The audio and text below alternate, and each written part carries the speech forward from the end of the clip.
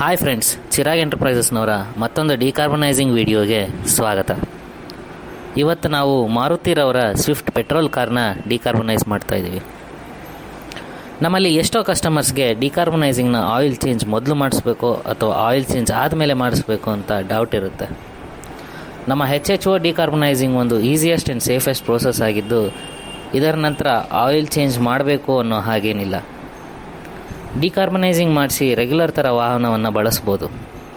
Oil ಚೇಂಜ್ನ ನಿಮ್ಮ ವಾಹನದ regular interval ಯಾವಾಗಿರುತ್ತೋ ಆವಾಗ ಆಯಿಲ್ ಚೇಂಜ್ ಮಾಡಿಕೊಂಡ್ರೆ ಆಯಿತು. In case oil change interval ಹತ್ತಿರ ಇದ್ದರೆ ಡಿಕಾರ್ಬನೈಸಿಂಗ್ ನಂತರ ಆಯಿಲ್ ಚೇಂಜ್ ಮಾಡೋದನ್ನ ಸಜೆಸ್ಟ್ ಮಾಡ್ತೀವಿ. ಡಿಕಾರ್ಬನೈಸಿಂಗ್ನಿಂದ ನಿಮ್ಮ ವಾಹನದ ಪಿಕಪ್, ಪರ್ಫಾರ್ಮೆನ್ಸ್, ಸ್ಮೂತ್ನೆಸ್ ಮತ್ತು ಮೈಲೇಜ್ ರಿಸ್ಟೋರೇಷನ್ ಆಗುತ್ತೆ.